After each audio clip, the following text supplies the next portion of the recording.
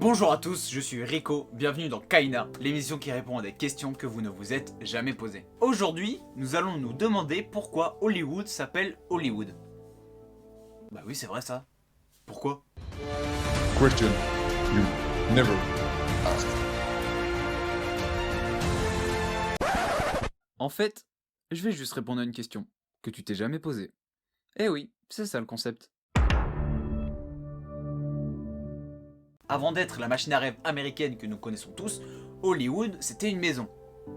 Oui, littéralement Hollywood ça veut dire bois de houx.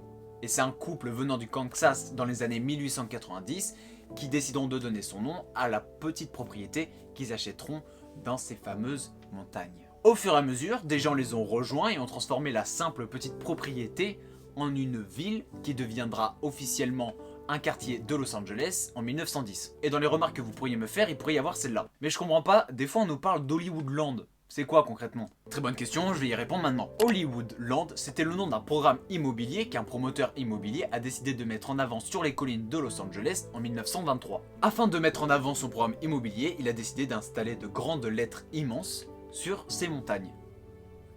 Et ça a formé Hollywoodland. Mais en 1949, les 4 dernières lettres, donc le L-A-N-D du mot Hollywoodland, ont été retirées quand le Hollywood Sign est devenu un symbole entier américain. En gros, c'est devenu un symbole du cinéma américain et les gens du cinéma ont décidé de le racheter.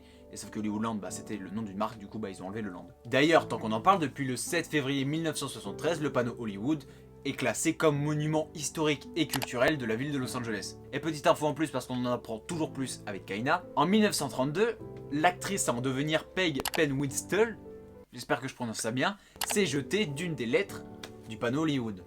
Il me semble que c'est la lettre H. Si vous voulez en savoir un peu plus sur l'histoire de cette actrice, je vous invite à aller voir la dernière série de Ryan Murphy, Hollywood, qui est dispo sur Netflix et qui en parle un peu. Voilà, j'espère avoir répondu à une question que tu ne t'es jamais posée. Si le concept te plaît, soutiens-le en laissant un like sur cette vidéo. Abonne-toi, et comme le dit un vieux proverbe chinois, si on commence à vieillir quand on finit d'apprendre, eh bien restons jeunes et apprenons.